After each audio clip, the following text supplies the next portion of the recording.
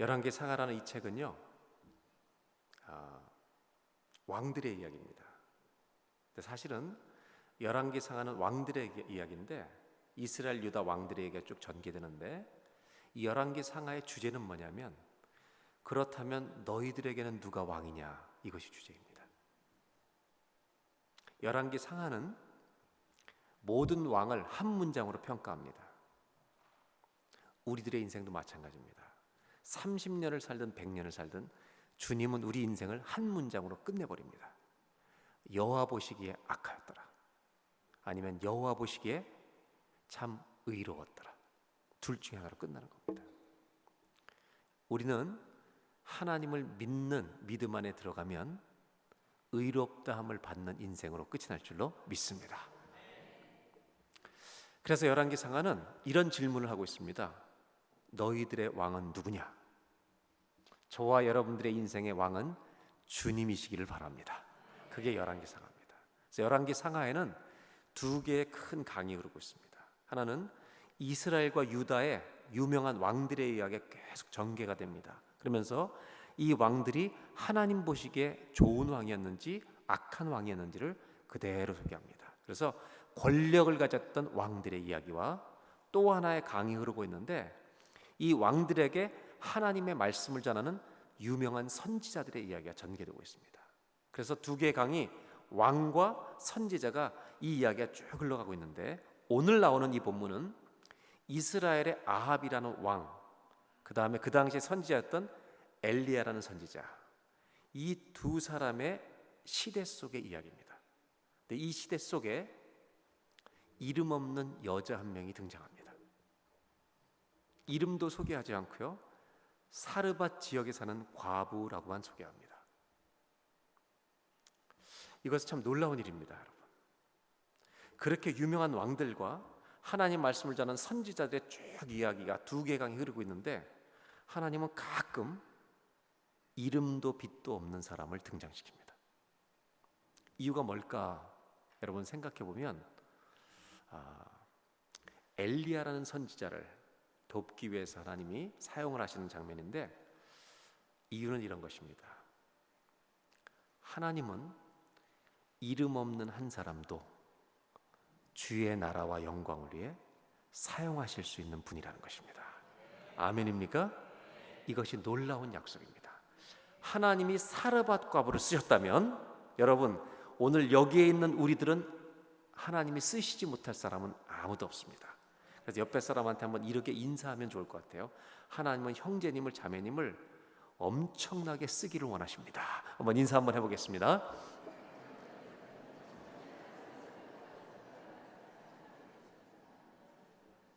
한 번만 더 할까요? 주님은 당신이 필요합니다. 한번 인사하세요. 대답은 뭐라고 해야 될까요? 아멘. 아멘입니다. 아멘. 저는 성경을 읽다가 하나님의 은혜에 감격할 때가 참 많습니다. 저는 이 성경을 읽는 중에 이 사르밧 과부를 쓰신 하나님에 대해서 너무나 좋은 거예요. 사르밧 과부가 만약 오늘날 교회 오면 아무도 쳐다 안 볼 겁니다. 근데 그런 사람을 주님은 쓰신 참 좋으신 하나님. 제가 성경을 읽다가 깜짝 놀랐던 적이 언제냐면, 창세기, 출애굽기, 레위기, 민수기, 신명기, 모세오경이라는 책이 있는데요, 이 책은 유대인들에게 굉장히 중요한 책입니다. 우리가 기독교가 이 이스라엘 유대교에서 나오면서 소중한 것들을 잃어버린 게 있습니다. 그래서 이것을 찾는 노력을 하는 사람도 굉장히 많이 있습니다. 이스라엘 사람들은 아이들을 기를 때 성인이 될 때까지 모세오경, 토라라고 하는 것을 외우게 합니다. 그래서 아이들이 성인식이 될 때, 지금 성인이 될 때 자기가 외우고 있는 분량만큼을 창세기부터 암송을 합니다. 놀라운 것은요, 모세오경을 다 외우는 아이들도 있습니다. 이스라엘이란 이 유대인들이 세계를 지배하는 이유 중에 하나는요, 말씀 때문입니다. 아멘. 그래서 만약 우리들이 아이들에게 말씀을 잘 읽혀서 말씀을 아이들이 가질 수만 있다면 그의 인생은요, 지혜로운 자의 인생이 될 것이고, 어디 갖다 놔도 걱정이 없을 것입니다. 근데 이 모세오경은 굉장히 중요한 책이에요. 사실은 모세오경에 성경 66권이 다 들어있다고 해도 과언이 아닙니다. 제가 성경을 읽다가 창세기 읽으면 창세기가 너무 중요하고, 시편 읽으면 시편이 너무 중요하고, 66권이 다 중요한 줄로 믿습니다. 근데 이 모세오경을 읽는 중에 제가 민수기를 읽고 있다가 27장에 슬로브앗의 딸들의 이야기가 등장합니다. 이 슬로브앗의 딸들이, 슬로브이란 부앗이라는 사람에게 아들이 없어요. 딸만 있었습니다. 이 딸들이 뭐라고 하냐면, 이제 가나안 땅에 들어가기 전인데 믿음이 있어요. 가나안 땅에 들어갈 걸 믿는 겁니다. 이미 아직도 들어가지도 않았는데. 그래서 모세에게 찾아와서 이렇게 이야기합니다. 모세요, 우리는 아버지가 딸밖에 나지 못했습니다. 그런데 아버지가 돌아가시면 딸들에게는 땅을 기업으로 주는 규례가 없으니 우리는 땅을 잃어버리게 됩니다. 딸들에게도 땅을 주시는 게 정상이 아니겠습니까? 이렇게 물어봐요. 그랬더니 모세가 조금만 기다려봐. 그리고 모세가 주님께 질문합니다. 기도하면서. 여러분, 하나님이 딸들에게도 땅을 주라고 그러셨을까요? 주지 말라고 그러셨을까요? 여러분, 하나님은 지혜로운 답을 갖고 계십니다. 그들의 말이 옳도다. 딸들도 똑같이 땅을 주라고 얘기하는 겁니다. 그래서 그 민수기 24장에 슬로바스 딸들이 답을 가지고 갑니다. 그런데 모세오경은 성경의 5권의 토라라고 하는 이 율법이라는 율법서인데, 창세기, 출애굽기, 레위기, 민수기, 신명기 전부 다 아주 소중한 주제들을 갖고 있습니다. 창세기 1장부터 11장은 창조와 타락, 12장부터 50장은 믿음의 조상 족장들의 이야기, 타락한 세대 가운데 하나님이 믿음으로 아브라함을 부르셔서 우리들은 믿음으로만 하나님께 나아갈 수 있다는 걸 깨닫게 해주신 이야기가 족장 이야기. 그래서 아브라함, 이삭, 야곱, 요셉. 그래서 창세기는요, 1장이 뭐로 시작해요? 창조로 시작합니다. 50장이 뭐로 끝나요? 요셉의 죽음으로 끝납니다. 참 적합한 책입니다. 출애굽기는요, 2파트로 나눠집니다. 전반부는 이스라엘 백성을 애굽에서 구원해내는 출애굽 사건입니다. 후반부는 성막을 지으라는 사건입니다. 성막을 지었더니 그 목적이 뭐냐면, 여러분 구원에서 이걸 잘 아셔야 돼요. 애굽에서 우리를 건져내신 구원의 목적은 애굽에서 건져내는 것만이 목적이 아니라 출애굽기 후반부에 내가 너희들 가운데 거하기 위함이다. 이것이 구원의 목적입니다. 여러분, 내가 영생을 얻었다는 것만이 구원이 아니라 영생을 얻고 주님이 우리 안에 함께 사시게 하시는 것이 구원인 줄로 믿습니다. 이 두 가지가 출애굽기예요. 그래서 출애굽기 1장은 모세, 이스라엘 백성의 핍박과 모세의 출생으로 시작하고요, 출애굽기 마지막은 성막을 지었는데, 하나님이 거하시는 성막을 지었는데 구름 가운데 여호와의 영광이 덮은 기가 막힌 장면으로 출애굽기가 끝이 납니다. 얼마나 멋진지 모릅니다. 레위기는 5가지의 제사로 시작합니다. 그래서 레위기는 하나님께 나아가는 길을 가르쳐 주는데, 죄인들이 하나님 앞에 나올 때 함부로 나오지 말라. 거룩하신 주님께 나오면 너희는 바로 죽는다. 그래서 5가지 제사를 가르쳐 주는데, 이 5가지 제사 중에 3가지는 우리가 자원해서 드려도 되고 안 드려도 되는 제사입니다. 근데 2가지는 반드시 드려야 되는 제사입니다. 이 제사는요, 속죄제와 속건제, 우리의 죄를 해결하는 제사는 반드시 드려야 하는 것입니다. 이것이 레위기의 전반부입니다. 후반부는 하나님께 나아가는 길이 전반부라, 후반기는 하나님과 함께 동행하는 길입니다. 이렇게 레위기가 시작돼서 레위기는 시작이 제사고요, 마지막이 헌신입니다. 민수기는요, 조금 이따 얘기할게요. 신명기 얘기를 할게요. 신명기는 이제 이 모세가 40년을 끌고 나와서 모압 평야 앞에서 두 번째로, 듀트로노미라고 하는 신명기는 2번째 주시는 설교다, 이런 뜻입니다. 그래서 백성들 앞에 설교하고, 설교의 시작으로 신명기가 시작되고 마지막은 모세의 죽음입니다. 이걸 보면 처음과 끝이 기가 막히게 잘 어울립니다. 근데 민수기는 시작은 좋은데 끝은 우리의 기대에 부응하지 못합니다. 민수기의 시작은 백성들의 숫자를 쉬는 겁니다. 싸움에 나갈 수 있는 사람의 숫자를 쳐요. 이 민수기입니다. 37년의 방황을 다 마치고 38년의 방황을 마치고 이제 가나안 땅으로 마지막 들어가는 이 장면의 마지막 결론이 뭔지 아십니까? 다른 것들은 이해가 되는데 이 민수기는 다릅니다. 민수기는 한 가정의 이야기로 끝이 납니다. 누구 얘기로 끝이 날 것 같아요? 제가 이미 얘기한 사람이 등장합니다.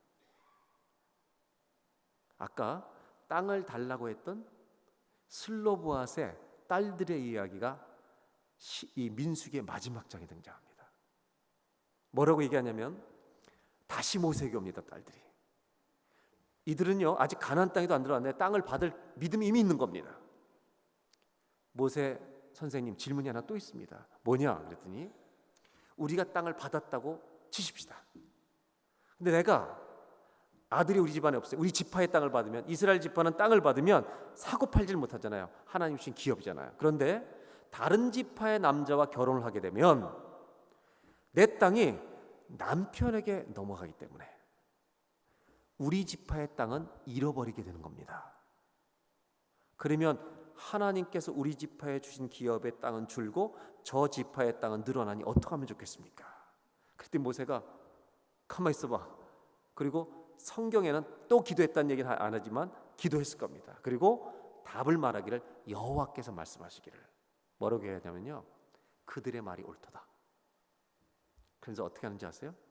그럼 니네 지파는 땅을 안 잃어버리기 위해서 하나님이 답을 주세요. 너는 니네 지파 내에서만 결혼해. 너희 지파 남자와 결혼하면 지파의 땅을 잃어버리지 않을 거야 라고 하는 것이 민수기의 마지막 장입니다.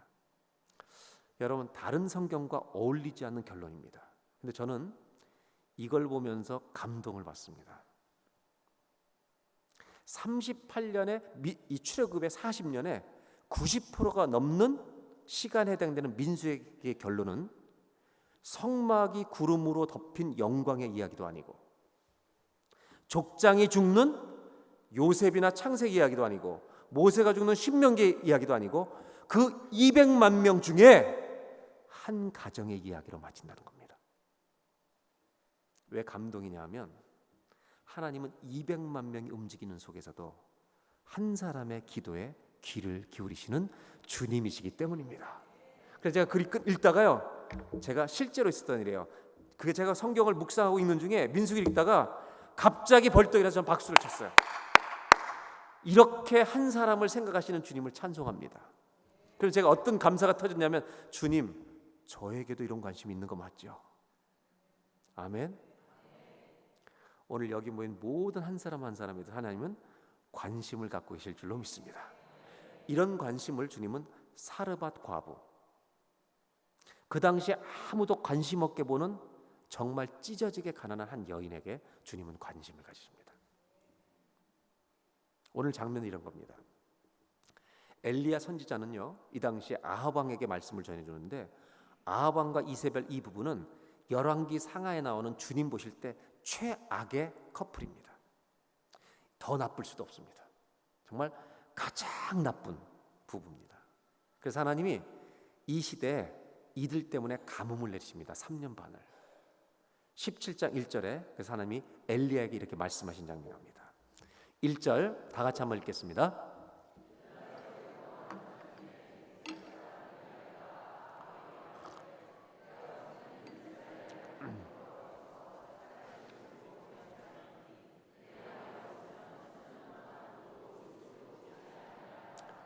가뭄을 예고하시고요. 2절입니다. 여호와의 말씀이 엘리야에게 임하여 선지자는요 생명이 말씀이 오는 것입니다. 뭐라고 말씀하시냐면 3절을 제가 읽어드리겠습니다. 너는 여기서 떠나 동쪽으로 가서 요단 앞 어디에 숨으라고요? 그리시네가에 숨고 그리고 시냇물을 마시라는 겁니다.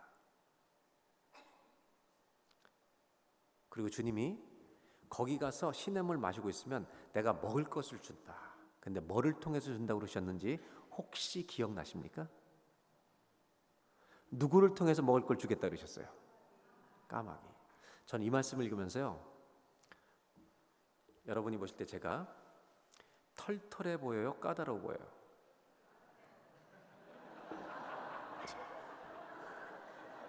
그 뒤에 크게 목소리, 제가 뭐 아무 해도 끼치지 않을 테니까요, 까다로워 보인다고 크게 소리치는 분 아줌마 손 들어봐요. 저 큰 소리 치는 분은요, 지가 까다롭든지.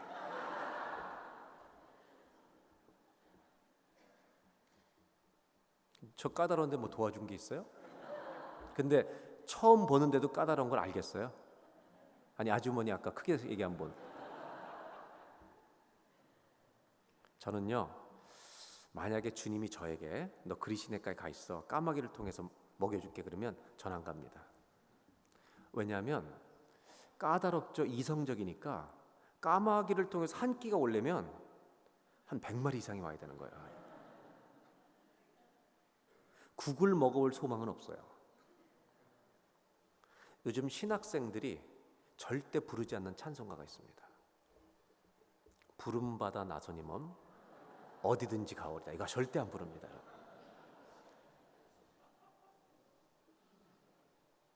그런데 엘리야는 거기가 있는 겁니다. 까마귀를 통해서 음식이 안 온 날은 금식인 줄 알고 나를 위해 기도했을 것입니다. 그리고 3년 정도가 지난 후에 하나님이 가라고 하셨습니다. 사르바야 동네에 갔는데요, 한 과부가 나뭇가지를 줍고 있는 거예요. 그래서 나 먹을 거 좀 달라고 부탁합니다. 하필이면요, 그렇게 찢어지게 가난한 사람을 만난 거예요. 그랬더니 사르밧 과부가 뭐라고 얘기하냐면, 우리 집에는 기름도 요만큼 가루도 요만큼밖에 없어서 나와 내 아들이 먹고 그냥 죽을 것밖에 없습니다. 여러분, 제일 무서운 사람이 죽겠다는 사람입니다. 그때 오늘 아주 이상한 말을 엘리야가 합니다. 먹을 것이 요것밖에 한 끼만 먹고 죽을 수밖에 없는 그렇게 가난한 가정이 요것밖에 없다고 얘기하는데, 엘리야가 뭐라고 하냐면 나한테 달라는 겁니다. 아주 못된 선지자입니다. 이거는. 옛날 어른들 중에 가끔 이 말씀을 잘못 해석하는 분들이 있었습니다. 너무 은혜를 받으셔가지고 주의 종한테 잘하면 복 받는다고 막 이걸 막 이용하는 거죠. 이거를 장로님들이 얘기하면 좀 그래도 양해가 되는데 지 입으로 자기 얘기를 하는 거예요. 이 본문은요, 그런 의미가 있는 게 아닙니다. 우리 예수님은요, 이런 말씀하셨잖아요. 받는 게 더 복이 있어요, 주는 게 더 복이 있어요. 이거는 모든 사람에게 해당되는 겁니다. 여러분, 주는 것이 더 복이 있을 줄로 믿습니다. 그러니까 목회자들에게 좋은 거 드리는 거, 옆에 있는 사람들 좋은 거 주는 거 다 복입니다. 그거는. 그런데 이 본문은요, 그 얘기를 말하려는 게 아닙니다. 여러분, 목회자라면, 적어도 선지자라면 먹을 거 한 번 먹고 죽을 것밖에 없다는 이 가난한 집에 이 얘기를 하는데, 달라고 그래야 정상이에요? 아니면 너 먹고 죽으라고 얘기할 필요 없겠지만 당신 먹어, 이렇게 얘기해야 정상이에요? 1번이에요? 2번이에요? 저희 아버님도 평생 목회를 하셨는데요, 늘 성미 같은 걸 옛날에 드셨잖아요. 어떤 교인들이 햅쌀을 탁 싸가지고 선물 갖고 오시면 제가 봤잖아요. 안 드세요. 그 마을에 절대 자기 돈으로 햅쌀 못 사 먹을 집을 갖다 주셨어요. 이게 옛날 어른들의 목회자의 마음이었어요. 오늘 제가 여러분들에게 질문하는 것은, 왜 그렇게 엘리야는 냉정하냐 이거예요. 먹고 죽을 것밖에 없다는데 왜 그걸 달라 그러냐 이거예요. 이유가 뭘까요? 엘리야는 진짜 냉정한 인간이었는가? 피도 눈물도 없는 놈이었는가? 제가 한 가지만 질문해 볼게요. 하나님께서 사르밧 과부에게 야, 엘리야가 올 테니까 좀 잘 걷어 먹여라, 이런 말씀 하신 적이 있었을까요, 없을까요? 여러분이 아는 상식으로 있었어요, 없었어요? 없어요. 우리가 아는 상식으로는 없어요. 근데 성경에 진짜 없었는지 제가 찾아보려고 그래요. 이제 끔찍한 일이 일어날 거예요, 여러분들. 열왕기상 17장 8절 9절입니다. 여호와의 말씀이 엘리야에게 임하여 이르시되 9절을 다 같이 읽습니다. 시작.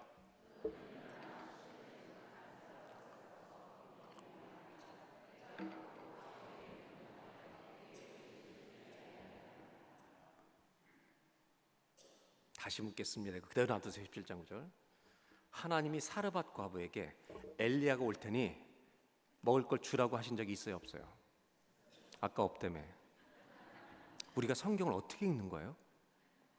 너무나 신기한 거예요. 이 말씀이 이렇게 정말 살아있는데 사람들은 없다고 생각해요. 그렇다면 이게 왜 중요한지, 이 말씀을 알고 이 성경을 깨닫는 것과 이 말씀을 모르고 깨닫는 건 천지차예요. 그분 어디 가셨어요? 여기 오셨군요. 예. 오늘 새벽에 많이 찾았는데 내가. 예.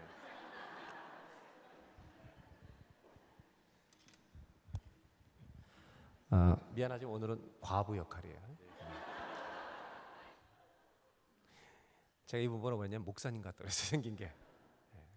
보세요. 잘 대답하셔야 돼요. 하나님이 사르밧 과부에게 이 사람이 가난하든 부하든지 관계가 없어요. 엘리야 선지자가 올 텐데 저분이 오면 꼭 좀 먹여라 라는 말씀을 주셨어요, 안 주셨어요? 이것이 너무 중요한 거예요. 이 사람은 말씀을 받은 사람이에요. 네? 그런데 엘리야가 왔는데 말씀을 받았는데 순종하면 내가 망할 것 같은 거예요.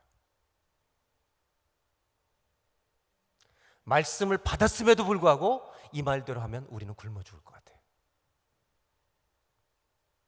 말씀을 받았는데 분명히 하나님이 나한테 주신 말씀인데 순종할 실력이 없는 거예요.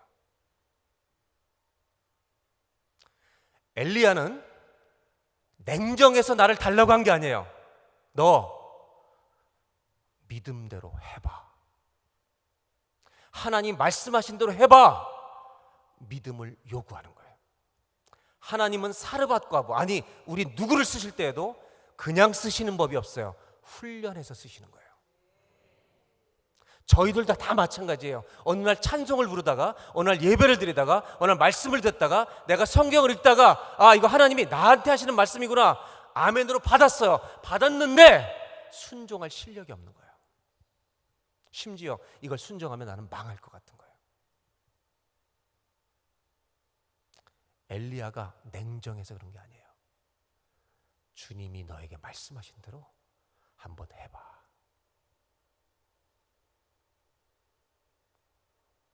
여러분 교회를 적어도 5년 10년 이상 다닌 분이라면 제가 하는 말이 무슨 말인지 다 알아차릴 거예요.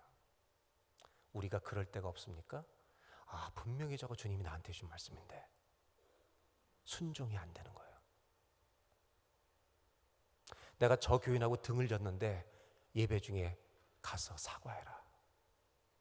그 사람이 잘못했어도 네가 찾아서 한번 껴안아줘라. 나한테 말씀하셨는데 찾아갈 믿음의 순종의 실력이 없어. 왜? 내 자존심 때문에.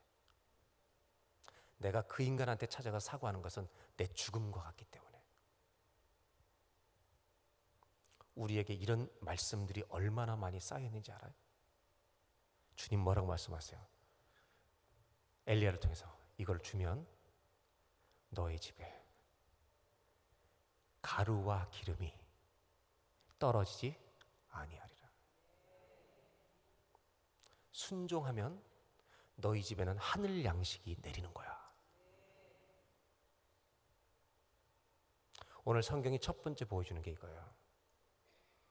여러분이 교회를 다니다 보면 나에게 주는 말씀이 와요. 이건 분명히 나한테 주신 말씀이에요. 그때 사르밧 과부처럼 민그적거리지 말고, 내 자존심 때문에 절대 못한다고 거부하지 말고 순종해 보시기를 주의 이름으로 축원합니다. 그러면 이 너의 통에 가루와 기름이, 병의 기름이 떨어지지 아니하리라. 아멘입니까? 이런 은혜의 체험들이 우리 모두에게 있기를 주의 이름으로 축원합니다. 내가 정말 이거를 이렇게 하면 순종은 망할 것 같은데 한번 해보세요. 그러면 은혜의 문이, 할렐루야, 믿음으로 순종해 보면 우리 가정에 은혜의 문이 열릴 줄로 믿습니다. 아멘입니까? 얼마나 신나는 일이에요.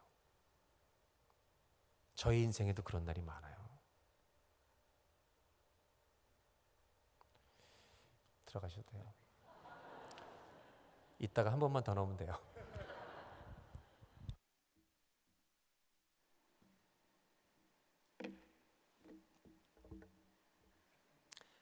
하나님이 사르밧과 아비에게 말씀하셨다는 게 왜 그렇게 중요할까요? 저희 교회에 30이 넘은 청년이 등록한 적이 있어요. 한국에서 왔어요. 워킹 할리데이로 왔는데 세 가지 환영회 때 쭉 한 사람씩 소개를 하는 시간인데, 이 자매가 모태신앙인데 아주 당당하게 얘기해요. 저는 카지노의 딜러로 왔습니다. 이렇게 얘기하는 거예요. 근데 저는요, 그 얘기를 딱 듣는 순간 가슴에 딱 걸린 거예요. 그 많은 직업 중에 하필이면 카지노 딜러로 왔냐, 저 자매가. 왜냐하면 제가 이웃교회에 카지노 딜러 청년이 하나가 있는데, 그 목사님이 뭐라 그러냐면 이렇게 얘기하더래요. 순복음교회 목사님인데 그 청년이 와서 자꾸 자기를 힘들게 한대요. 목사님, 어제는 권사님이 다 나가셨습니다. 괴로워 죽겠대 목사님이. 안 들으면 좋겠는데. 이 자매가 있잖아요, 주일날 정말 예배를 잘 드려요. 그리고 열심히 카지노에서 일을 해요. 근데 저는 성격상 굉장히 구체적으로 조언을 하는 편이에요. 그래서 제가 저 자매한테 한번 얘기해 주리라 이러고 있는데, 저희 교회에서 30대 이제 중반이 넘어가면 청년부에 있지 못하고 나이 많은 이제 싱글 셀들로 가요. 한 4명, 4그룹 정도 셀이, 이제 30대가 중반이 넘은 자매들 셀이 있었어요. 그거는 청년이 셀 리더를 하는 게 아니라 여자 집사님, 권사님들이 셀 리더를 해요. 마침 1년이 안 됐을 때인데 그 4셀 전체를 연합으로 모이면서 저한테 말씀을 전해달라고 그랬어요. 제가 설교를 하러 테이블에 딱 가서 앉아서 한 30명 정도 앉았는데, 마침 그 자매가 제 정면에 앉아 있는 거예요. 근데 설교를 제가 마치려고 하는 쯤에 성령님이 제 마음에 계속 감동을 주시는 거예요. 그 자매한테 카지노 그만두라고 말하라는 거예요. 근데 여러분 생각해 보세요. 우리 성령님은 성품이 온전하신 분이에요. 근데 이 얘기를 모든 사람이 보는 앞에서 얘기하면 수치를 당하잖아요. 그래서 제가 설교를 하면서도 절제했어요. 주님, 저 자매가 수치를 당하는 것이 제가 마음이 아픕니다. 절제했어요. 설교를 마치려고 하는데 계속해서 성령님이 강하게 감동을 주시는 거예요.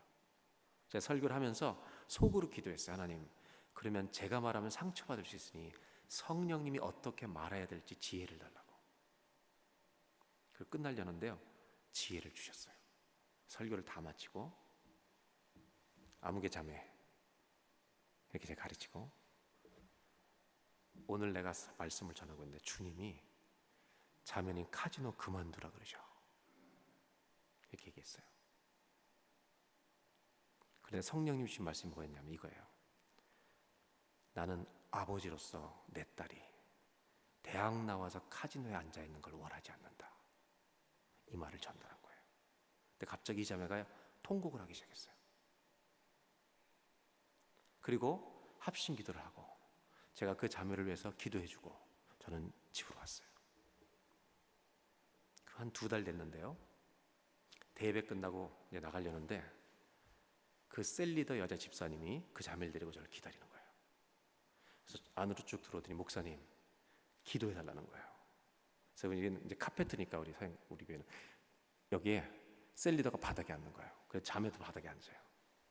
무슨 기도를 해줘야 되겠냐 했더니 그날 목사님 말씀을 듣는데 자기도 모태신이니까 부담이 됐대요, 이 직업이.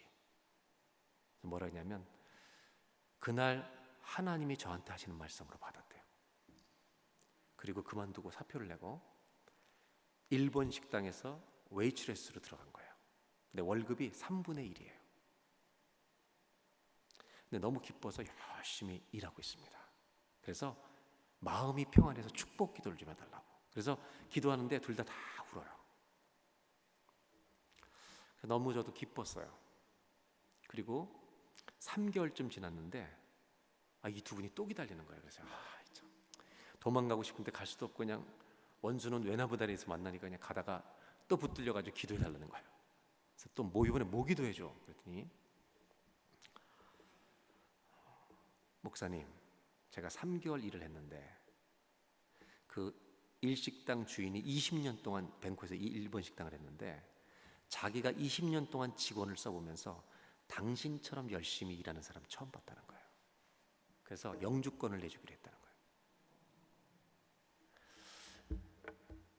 너무너무 감격하는 거야. 저도 기쁘고. 그래서 제가 이렇게 얘기했어요. 봐라, 야, 주님은 여기서 너를 영주권을 놓고 준비해놓고 기다리고 있는데 넌 여기서 지금 놀고 있었잖아. 여기서 일로 가면 주님이 준비해놓은 걸 만나는 거야. 우리 교인들이 가끔 그렇게 얘기해요. 왜 목사님은 책임도 못 질 거면서 막 그렇게 얘기를 하냐요. 난 책임 못 진다. 이렇게 얘기합니다.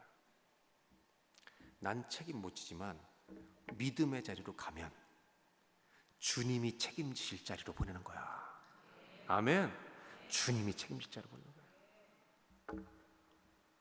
이 자매가요, 기도 딱 끝나니까 목사님, 제 신앙의 전성기가 온 것 같아요. 그래서 제가 시작도 안 됐어 아직. 이거는 그냥 오픈이냐, 그냥 저 문을 열고 들어가는 것뿐이야 지금. 은혜 문에 이제 들어가는 것뿐이야. 그리고 불과 한두 달 후 저희 교회는 금요붕에 있다고 얘기했잖아요. 한 400명 정도가 모이는데 자기 자리가 다 있어요. 그죠? 여러분 예배당 오면 자기 자리가 다 있죠. 제가 벌써 3일 됐는데 여기 다 익숙해. 여기 있는 분들 다. 예. 자기 자리가 다 있어. 그래서 여러분들 이렇게 앉으면 여러분 빠지는 날 담임 목사님한테 들통나요. 그래서 왔다 갔다 하면서 앉으셔야 돼. 그리고 제일 힘든 사람이 어떤 사람이냐, 10년 동안 새벽기도 한 번도 안 나오던 인간이 새벽기도를 갑자기 나오면 저 목사들 가슴 놀래요. 저 집에 무슨 일 터졌구나. 그래서 새벽기도 안 나오는 사람들은 전 광고에 꼭 전화하고 나와.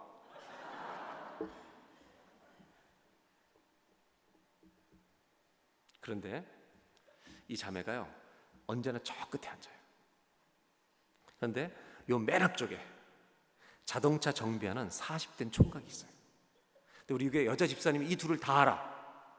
이 사건이 영주권 준다는 날이 지나고 2달 후에 간직실에서 이 사람이 둘을 딱 소개하는 순간 그냥 스파크가 일어나 버린 거예요. 결혼했어요. 그리고 아이를 둘 낳았어요. 그래서 제가 우리 교회에서 한번 간증을 해줬어요. 얘기를. 애가 둘이 나서 좀 컸는데요, 이 여자 자매가 저한테, 목사님 진짜 그땐 응답인 줄 알았는데 요즘 남편이 힘들게 하는데 그만 얘기하래. 이게 응답인지 아닌지 헷갈린대요.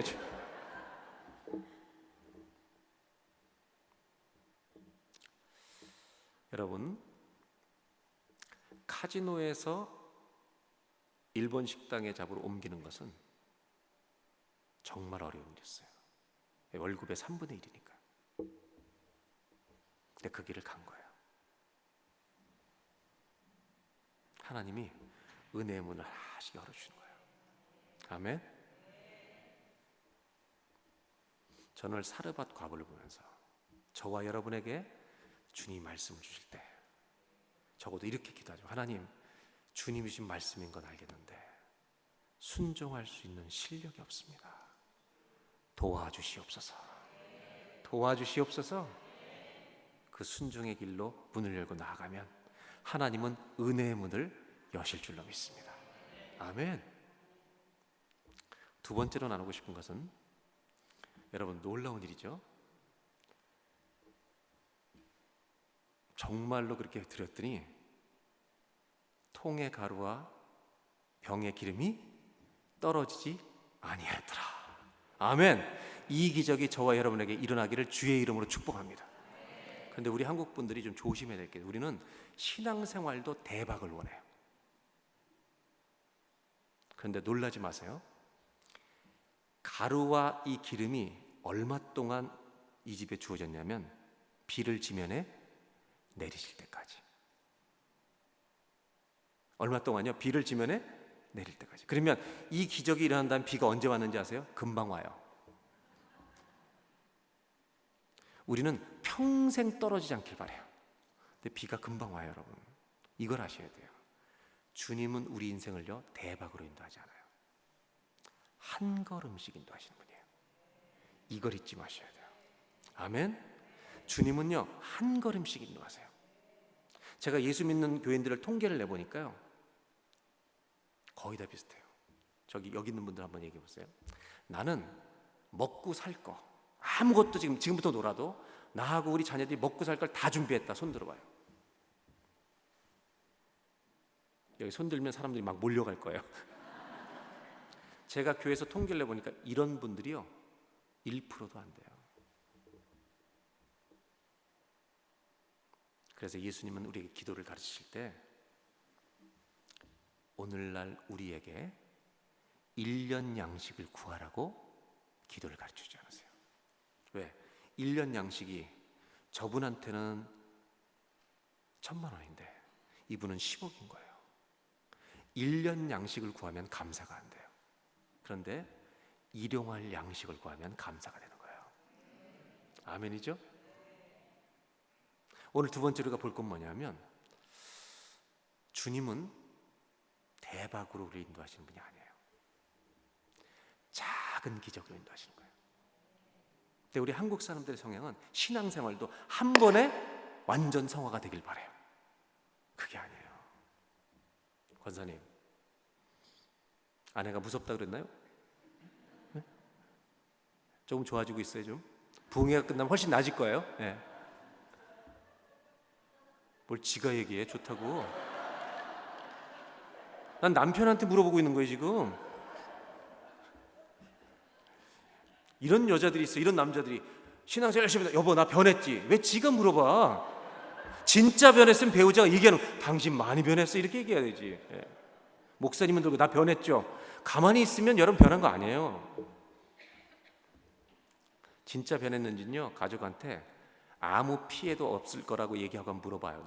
내 신앙이 어떤지. 그럼 정확하게 다 얘기해 줄 거예요. 그런데 우리가 신앙생활할 때 어떤 경향이 있냐면 재물도 신앙도 대박으로 끝장내려고 그래요. 한 번만 따라해 보세요. 하나님은 우리를 작은 기적으로 인도하신다. 생각해 보세요. 저희가 캐나다에 96년 1월에 갔는데 아이들이 4살 6살이었어요. 애들이 이제 뭐 2학년 4학년 요쯤 됐을 때 제 아내가 굉장히 재밌는 사람이에요. 한번 애들이 학교에서 왔는데 숨어버렸어요. 차고로. 애들이 집에 왔는데 문이 열려 있어요. 이제 안정해 있어요. 들어와서 방을 다 뒤졌는데 엄마가 없는 거예요. 옷장까지 다 했는데 엄마가 없어요. 근데 마지막으로 차고를 딱 여는 순간 제 아내가요 서프라이즈 이러면서 나타난 거예요. 그러니까 애들이 깍깍 소리를 너무너무 좋아하는 거예요. 이걸 매일 해봐. 이걸 매일 해봐요. 그럼 애들이 우리 엄마 돌았다 그래요. 저를 따라해 보시니까 우리 하나님은 지극히 정상이십니다. 신앙생활할 때 너무 대박을 구하지 마세요. 제가 시골교회 첫 목회를 어디서 했냐면 강원도 원성군 소초면 장양리 1020번지 원주에서 횡성 사이의 농촌 마을에서 했어요. 150가정이 살고 있는 마을이에요. 제가 처음 부임했더니 25명이 출석해요. 55년 된 교회, 52년 된 교회예요. 제가 목회를 거기서 열심히 했는데요. 교인이 60명이 됐어요. 막 원주 시내에서도 오는 분이 생겼어요. 그리고 감격적인 거는 55년이 넘었는데 여러분 제가 그때 한 달 생활비가 15만 원이었어요. 제 아내랑 15만 원. 60명이 됐는데요. 교회가 55년 만에 처음으로 성가대가 생긴 거예요. 성가대원 16명. 얼마나 감격이 되는지. 그래서 제가 제 아내와 저는요 한 달에 한 번 회식이 15만 원 월급이니까 중국집 나가서 먹는 거예요. 근데 여러분 잘 대답하셔야 돼요.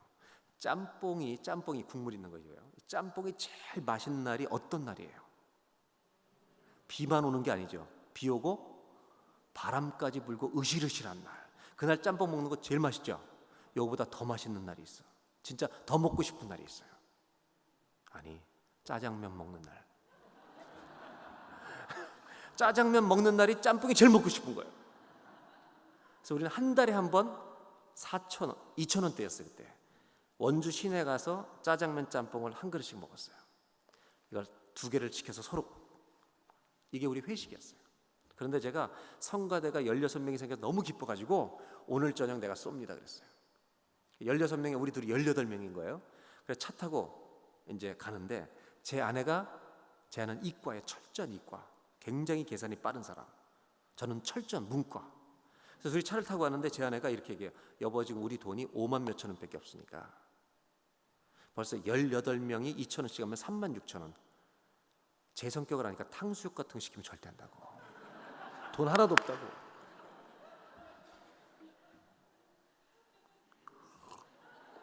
(3만 6천 원만) 딱 시키라는 거예요. 그래서 제가 뭐라 하냐면, 여보, 돈은 쓸 때 쓰는 거야.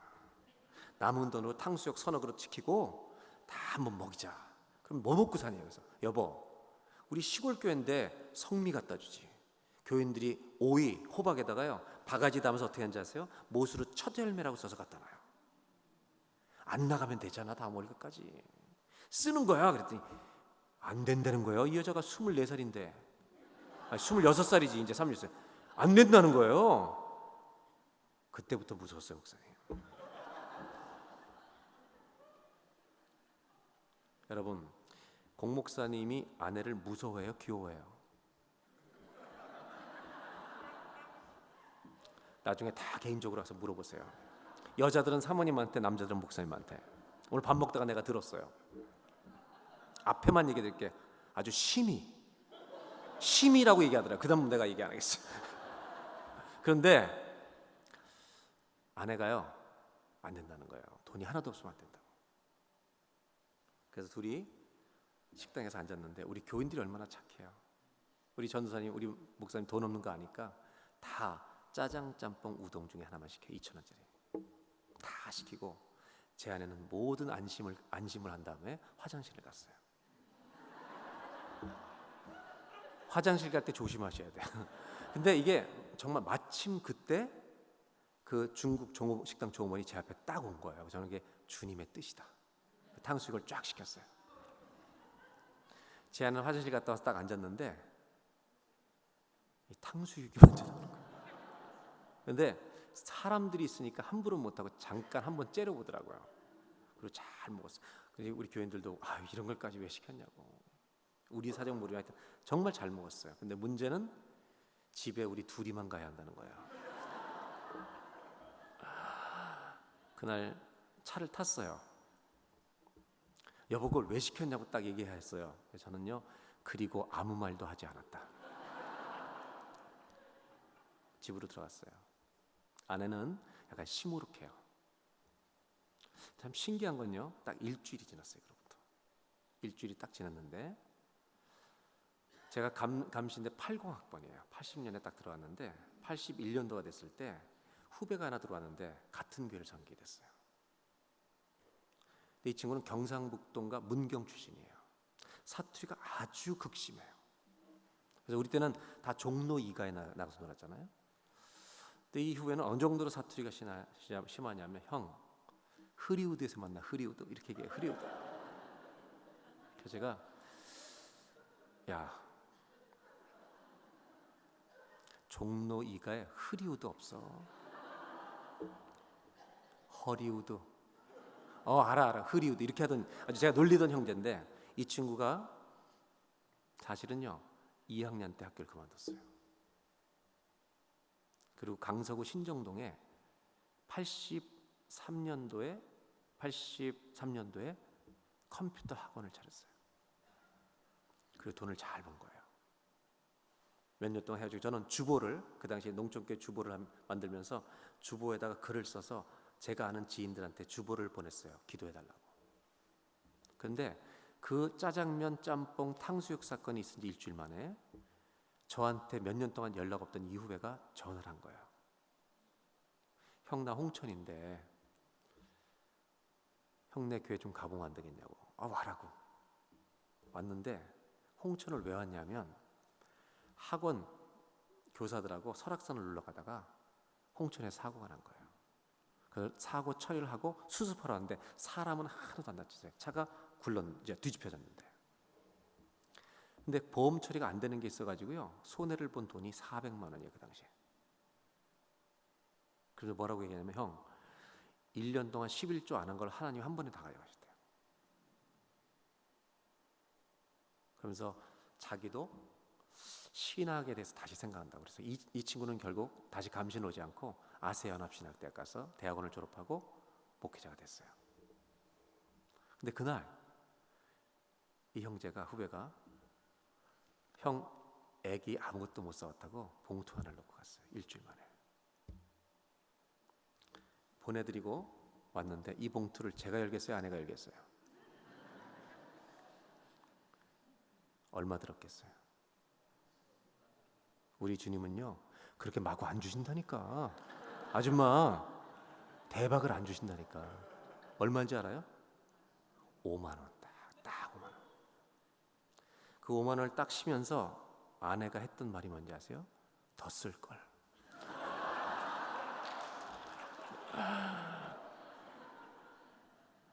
그날 이후부터요, 제 아내는 헌금의 기준이 달라졌어요. 믿음으로 드리는 거예요. 제 신학교 동기생 하나가 제가 목회하고 있을 때 미국에 유학을 왔어요. 그 2년 3년 공부를 하는데 한 번은 미국에서요, 애틀란타에서 전화가 왔어요. 난 친구예요, 친구. 목사죠. 저한테 뭐라 하냐면, 박 목사, 내가 한국에서 퇴직금 받고 전세 빼서 공부했는데 정말 미안한데 돈이 다 떨어졌다. 나 학비 한 번만 도와줄 수 있겠냐고 이메일이 오고 전화가 왔어요. 제가 아내한테 얘기를 나눴어요. 그랬더니 아내가요, 당신 US 달러 있는 거 다 주래요. 다 주래요. 여보, 내가 얼마인 줄 알고 당신 주라는 거야. 다 주래. 이렇게 변한 거예요.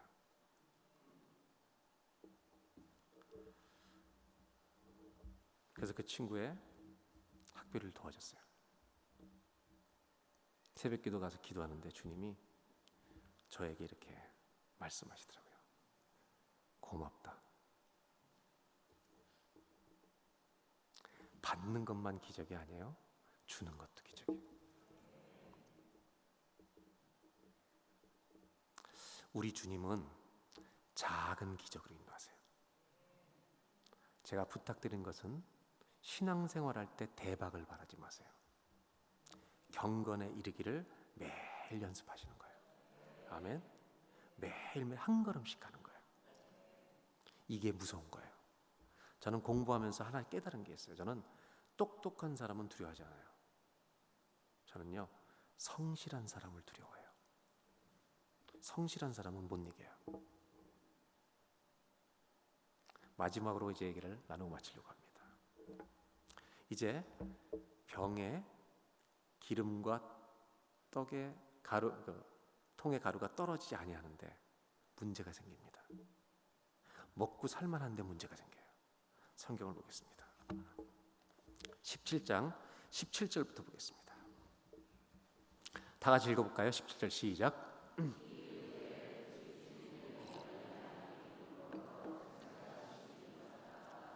예, 여러분 보세요.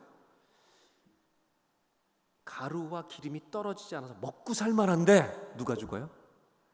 아들이 죽어요. 여러분 한번 만약 둘 중에 하나를 택하라면 가난하고 아들이 살아있는 게 나아요? 넉넉하고 아들이 죽는 게 나아요? 근데 죽어요. 제가 읽어드릴게요. 그 다음에 18절. 여인이 엘리야에게 이르되 하나님의 사람이여 당신이 나와 더불어 무슨 상관이 있기로 내 죄를 생각나게 하고 또 내 아들을 죽게 하려고 오셨나이까? 엘리야가 그에게 그의 아들을 달라하여 그를 그 여인의 품에서 받아 안고 자기가 거처는 다락에 올라가서 자기 침상에 누이고 여호와께 부르짖어 이르되 내 하나님 여호와의 주께서 또 내가 우고하는 집 과부에게 재앙을 내리사 그 아들이 죽게 하셨나이까 하고 그 아이의 몸을 3번 펴서 엎드리고 여호와께 부르짖어 이르되 내 하나님 여호와여 원하건대 이 아이의 혼으로 그의 몸에 돌아오게 하옵소서 하니 22절 다 같이 읽습니다.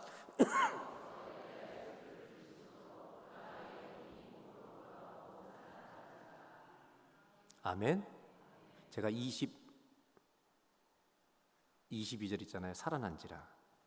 이걸 읽다가 여기다 뭐라고 써놨냐면 대박. 근데 잘 생각해 보세요. 지금 이 아이가 살아난 것은 이제 기적인데 소생이의 부활이에요. 소생이에요, 부활이에요. 부활은 다시는 죽지 않는 거예요. 소생은 살아났다가 다시 죽는 거예요. 소생이에요, 부활이에요. 이건 소생이에요. 그러면 예수 믿는 자는 죽어도 살 것을 믿습니까? 여러분, 예수를 믿는 것 자체가 최고의 대박이에요. 이거 이상은 없어요. 아멘. 이미 이것이 최고예요. 우리는. 그리고 23절 다 같이 한번 읽겠습니다. 시작.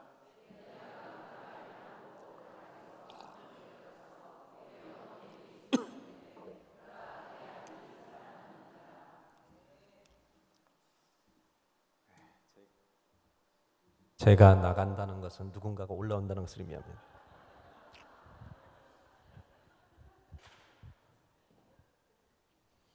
아들이 죽었어요. 그래서 이 아들을 엘리야가 데리고 간절히 기도했어요. 근데 살아났어요. 그래서 이 아이를 돌려주는 장면이에요. 그죠? 우리는 이런 장면을 나올 때 기적에 초점을 맞춰요. 우리 집에도 저 기적 한번 일어났으면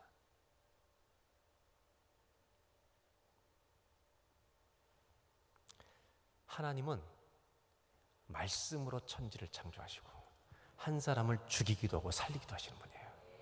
그런데 이 본문은 기적보다 더 중요한 메시지가 있어요.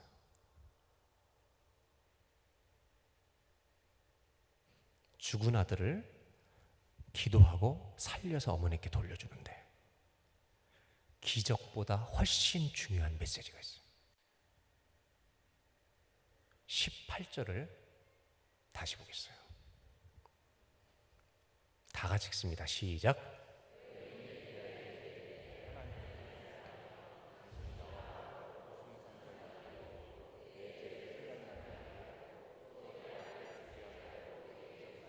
저를 보세요.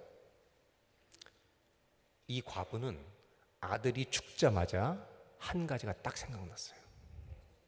누구 죄? 신기하죠? 자식이 죽는 순간 내 죄 때문에 죽은 것 같은 거예요. 성경에 다윗이 범죄했을 때 하나님은 다윗을 안 쳐요. 누구를 쳤어요? 아들을 치는 거예요. 부모에게 가장 괴로운 것은 나를 치시는 게 아니에요. 내 자식을 치시는 거예요. 자식을 치면 회개하지 않는 부모가 없어요. 저는요, 첫 아이를 낳았을 때 그 다음날 수술했어요. 우리에게는. 그날 그 전날 낳자마자 아기를 병원에 넣어놓고 저는 집에 와서요, 저녁부터 새벽까지 통곡하며 울었어요. 이 아이가 아픈 게 내 죄 때문인 것 같아요. 내 생에 그렇게 회개해 본 적이 없어요. 여러분, 자녀가 아프면 부모는 누구 죄라고 생각해요? 내 죄라고 생각해요. 자, 이제 오늘 성경이 말하는 진짜 메시지를 가는 거예요. 잘 대답하셔야 돼요. 여러분의 가정의 자녀들이, 자녀들의 미래가 여러분의 삶으로 결정된다면,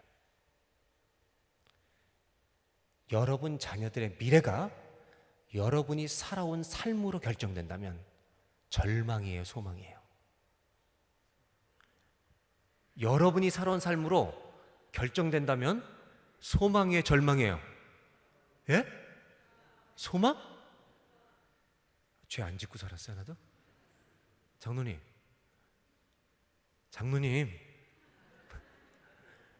다시 물어요.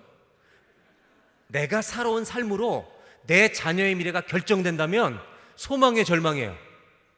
예? 소망이 있다 그러면 더 절망해요, 그 사람은. 무슨 말인지 깨닫지를 못하는 거예요. 제가 다시 얘기해 볼게요. 이건 좀 심각한 문제. 잠깐 앉아있어요, 여기. 이 장로님 나랑 좀 봐요.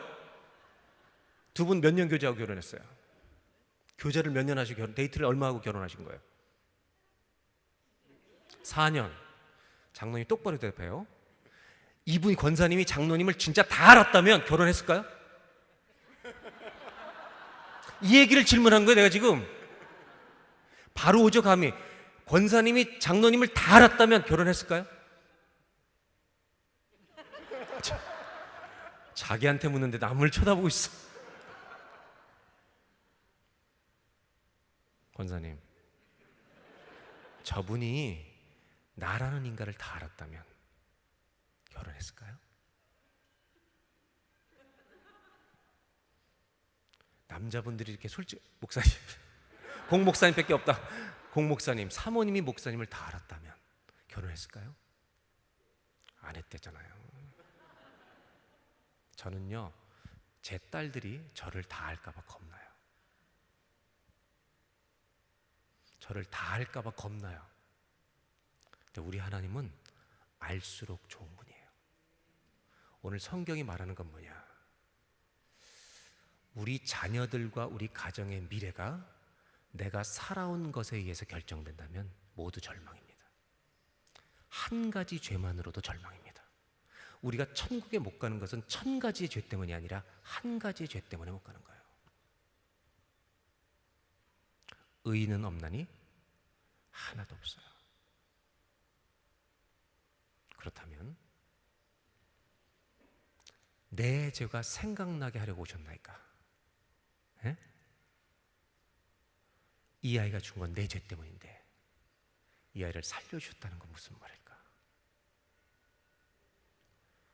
하나님을 믿는 사람의 인생과 자녀의 미래는 네 죄의 결과로 오는 게 아니라 네 죄를 위해 예수님이 죽으셨기 때문에 은혜의 결과로 오느니라. 우리의 가정의 미래에 소망이 있는 것은 나 때문이 아니라 나를 위해 죽어주신 예수 그리스도가 계시기 때문에 아무리 우리가 넘어지고 쓰러진 죄인이라 할지라도 우리 자녀들의 미래의 소망은 내가 아니라 예수 그리스도. 아멘. 이 말씀이요, 신명기 21장을 보세요. 보겠습니다. 잘 보세요. 하나님이 신명기에 모세에게 하신 말씀이에요. 사람이 만일 죽을 죄를 범함으로 내가 그를 죽여 나무에 매달아 사람을 죽이잖아요. 교수형을 쳐요. 그러면 그 시체를 나무 위에 밤새도록 두지 말고 그날에 장사하여 내 하나님 여호와께서 내게 기업으로 주시는 땅을 더럽히지 말라. 매달아서 더럽히지 말라. 왜냐하면 하나님이 약속이에요. 나무에 달려서 죽은 자는 저주를 받았다. 근데 저주받은 채로 하루가 넘어가면 그 땅이 저주를 받는다는 거예요. 그래서 사람을 매달려 죽게 되면 해가 지기 전에 끄집어내려서 장사하라는 거예요. 무슨 얘기냐면 주님은 나무 위에 달려 죽는 것은 저주받는 걸 상징해요. 하나님의 약속이에요. 근데 이 구약을 너무나 잘 알고 있던 사도 바울은 이 말씀을 갈라디아에서 그대로 인용을 해요. 잘 보세요. 왜 예수님이 나무에서 죽으셨냐면 그리스도께서 우리를 위하여 뭘 받았어요? 우리가 지금까지 짓고 앞으로도 지을 모든 죄 때문에 당할 저주를 다 가져가시기 위해서 나무 십자가에서 저주를 받으신 채 죽으신 거예요. 그분이 우리가 예수를 믿을 때 내가 당해야 하던 모든 저주는 예수님께 간 거예요. 그리고 그분의 의로움이 우리를 덮어버리신 거예요. 그래서 그리스도께서 우리를 위하여 저주를 받은 바에서 율법의 저주, 그 법의 심판과 저주에서 우리를 건져내셨으니. 아멘. 기록된 바 나무에 달린 자마다 저주 아래 있는 자라. 신명기 21장을 그대로 인용하는 거예요. 그리고 그 다음 절에 이렇게 하신 이유는 이는 너희 안에 없는, 너희는 절대로 받을 수 없는 복, 그리스도 예수 안에서 아브라함의 복이 이방인 우리 한국 사람에까지 다 미치게 하고 또 우리하고 그 예수를 믿음으로 말미암아 심지어 성령의 약속까지 받게 하려 함이니라. 아멘. 아멘. 아멘. 우리 한번 어떻게 하면 하냐면요, 3번을 하면 하는 거예요. 알겠죠? 그리스도께서 우리를 위하여 우리가 받을 모든 저주를 우리가 예수를 믿을 때 다 가져가신 줄로 믿습니다. 아멘. 아멘. 아멘. 아멘. 초대교회 성도들은요, 박수를 치면서 아멘 했어요. 아멘. 아멘. 아멘. 왜? 그때는요, 목숨을 걸고 예수를 믿어야 되기 때문에. 다시 몸으로 돌아오면 아들이 죽었어요. 엘리야가 기도해요. 그리고 하나님 살려주셔서 이 아이를 갖다 주신 이유는 기적보다 더 중요한 메시지가 있어요. 내 죄가 생각나게 하려 오셨나이까? 아니, 네 죄 때문에 죽지만 주님의 은혜 때문에 살리라. 저와 우리 모든 하나님을 믿는 가정의 자녀들은요, 저주에서 끝이 난 거예요. 아멘. 이 기적이 일어난 줄로 믿습니다. 박수를 칠려면 칠고 말려면 아멘. 하나님께 영광의 박수를 내요. 아멘.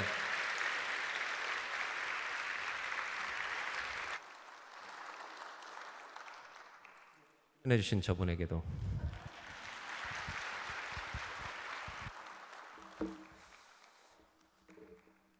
은혜의 문이 열린다. 이거는 예수밖에 없어요.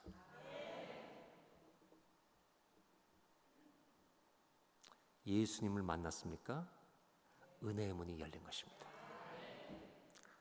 저는요, 저희 집안의 형제 중에 아들은 제가 하나예요. 아버님이 5년 전에 돌아가시고 어머님 혼자 89세 사신데, 이분들이 다 이북 분들인데 우리 어머님은 남자 같은 분이에요. 용감한 분이세요. 잘 울지 않으시는 분이, 이분은. 그런데 신기한 일이요, 아버님 돌아가시고 한 1, 2년 지나면서 원주에 계신데 제 아내랑 갔다가 헤어질 때 있잖아요. 요새 우시는 거예요. 옛날에 안 울던 분이에요. 이게 가슴이 찐한 거예요, 제가. 아니, 어머니 왜 이러세요? 안 그러신 양반이. 그리고 오면 악수하시던 분이 오면 꼭 저를 껴안으세요. 제 아내도 껴안아주시고. 근데 제가 이렇게 한국을 방문하면 3주 정도 있을 때 딱 하루만 가서 자요. 시간이 없으니까. 어머님하고 딱 단둘이 가서 자는데, 제가 봐도 아들은 재미가 없어요. 할 말이 없는 거예요, 별로. 그래서 9시 뉴스를 같이 보다가 어머니 뭐 편찮으시지 없나 했더니 정신은 건강하신데 관절이 안 좋으세요. 내 양반이 89세인데 지팡이를 안 집어요. 왜 안 집으시냐 했더니 노인 같아 보인대요. 그래서 아니, 노인이세요, 어머니. 참나, 이런 진짜 이런 양반이에요. 근데 제가 편찮으신지 없나 그러면 관절이 아프다 했어요. 뭐라는지 알아요, 아들이? 연세가 드시면 그냥 다 아픈 거예요. 그러니까 얼마나 재미없어. 근데 우리 어머님은 그렇게 기다리세요, 자식아. 이 재미없는 아들을. 저녁 먹고 가는데도요, 야, 저녁 먹었니? 옥수수 쪄놓고, 제가 찰옥수를 너무 좋아하거든요. 강원도 거 다 쪄놓고 배불러 죽겠는데 먹으라는 거예요. 어릴 때 기억을 하면요, 저희가 어린 시절에, 국민학교 시절에 제일 1년에 한 번 먹는 특별한 음식이 있는데요, 지금은 요즘 애들은 모르죠. 이걸 전기구이 통닭이라는 게 있어요. 동네에 딱 하나 있었습니다. 이건 1년에 한 번 먹는데, 통닭만큼 맛있는 게 뭐냐면 흰무예요. 거기 따라 나오는 식초에 담근 거. 이것과 통닭의 조화는 요즘 애들은 이 젊은 것들은 몰라, 이 맛을. 이걸 먹을 때 있잖아요, 저희 어머님은 늘 이러셨어요. 나는 안 좋아한다. 안 좋아하시는 줄 알았어요. 여러분, 20살이 되면 알아야 돼요. 안 좋아하신 게 아니라는 걸 알아야 돼요.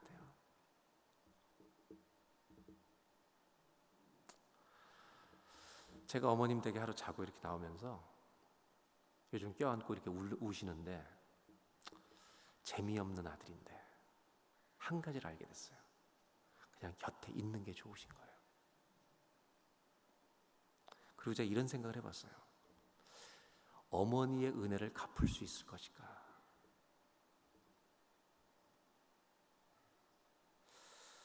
정말 한번 어머니께 정말 고마웠어요. 어머니 한마디 하고 싶은데 안 나와요.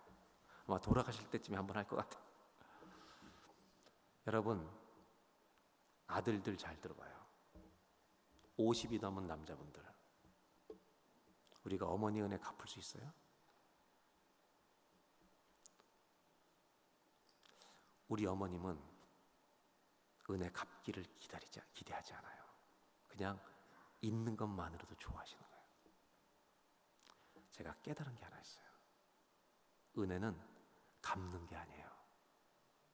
은혜는 기억하는 거예요. 한번 따라해 보실까요? 은혜는 갚는 게 아니다. 기억하는 것이다. 여러분, 갚으실 수 있으면 은혜가 아니에요. 우리 하나님이 우리에게 베푸신 은혜는 죽어야 되는 우리들에게, 하나님의 의로운 율법으로 심판과 정죄를 반드시 줘야 되는 우리들에게 직접 오셔서 나무에서 저주를 받은 바 되셔서 그를 믿는 모든 자의 저주를 다 가져가심으로 말미암아 죽어야 될 나를 천국의 생명으로 살려주신 것, 이 은혜보다 큰 것은 없어요. 저는 불꽃교회 성도님들이 은혜를 갚으려고 용쓰는 사람 되지 마시고 은혜를 기억하는 분들이 되길 바라요. 하나님 고맙습니다. 그런데 한 가지 배운 것은, 기억하고 있는 사람은요 반드시 그분을 위해 뭔가를 해요. 오늘 마지막으로, 예수 믿는 자는 은혜의 문이 열린 줄로 믿습니다. 저와 여러분의 인생과 가정과 자녀들의 미래는 내 죄의 결과로 오지 않습니다. 십자가의 은혜의 결과로 오게 될 줄로 믿습니다. 기도하겠습니다.